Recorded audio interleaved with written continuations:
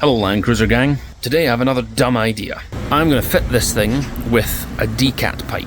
Now it's got a centre resonator underneath, a muffler on the rear, and a catalytic converter just after the turbo.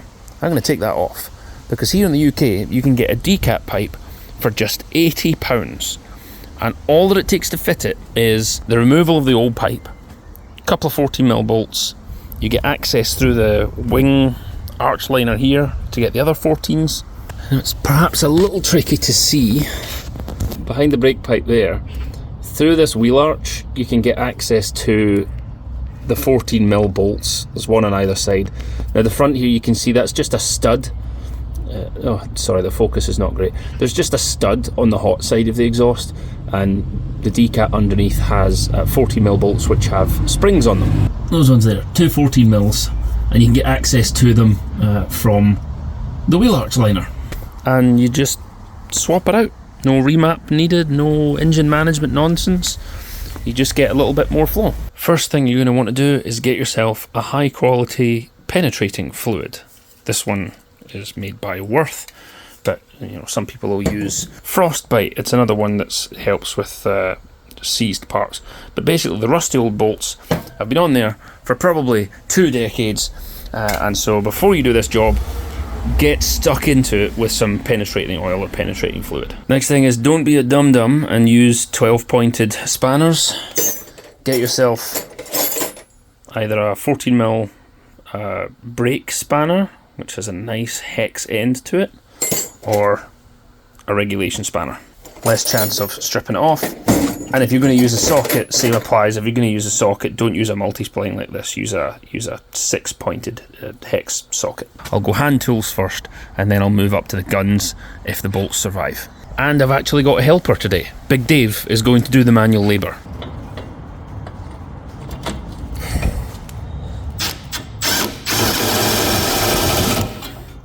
Yep.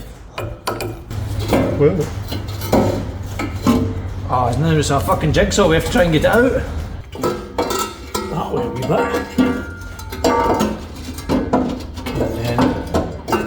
And then... Oh, come on. Wait. Come on. Oh. I'm actually not even sure the original catalytic converter is in there. For all I know, it's already been straight pipe. Nope. Total cat. Total cat. Yeah, let's get rid of it. Let's sell it. Right, 2 14s up the top there. Take him off. They were a dawdle. The pipe. When you come to take it out, you have to get it all the way up. Centre of screen there, there's a little pocket up behind the gearbox. That's where you tuck the pipe in order to get it out. And then you'll be able to rotate it to bring it out this side. Dave is just redoing those 14s again. 14s.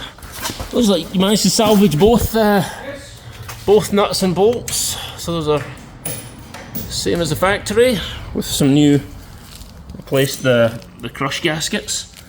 I've bought these several times now for several different vehicles, but eventually got a decat pipe on. And that giant muffler, which I think I'll probably leave because I don't want it to be deafeningly loud. I just don't want to have the restriction of the cat. This engine needs all the help it can get. So is there any difference to power?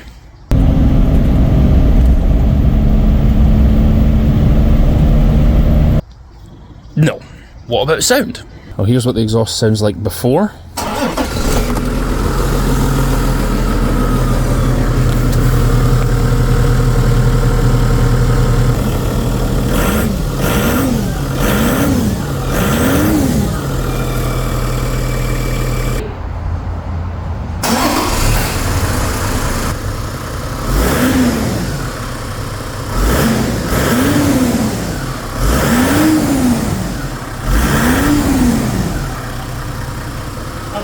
Nothing. Sounds exactly the same. Also no. So if you want to decat your car, you can, just it doesn't make any difference. So in summary, a 20-minute job. Not difficult, also not expensive. Maybe I can hear the turbo spooling up just a little bit more, but no meaningful difference in power with a vehicle of this size and weight. So would I recommend this? Sure. if you want. Maybe I'd see a difference if I get this on a dyno, but it certainly doesn't overcome the fact that I'm running these enormous wheels. That is definitely not helping the power and acceleration. So it's trivial, it's a thing that I wanted to do anyway. The pipe was only 80 quid. Hey, do it if you want. I don't think it's going to do any harm, except maybe to the environment. Thanks for watching, make good decisions if you can. See you in another video, bye.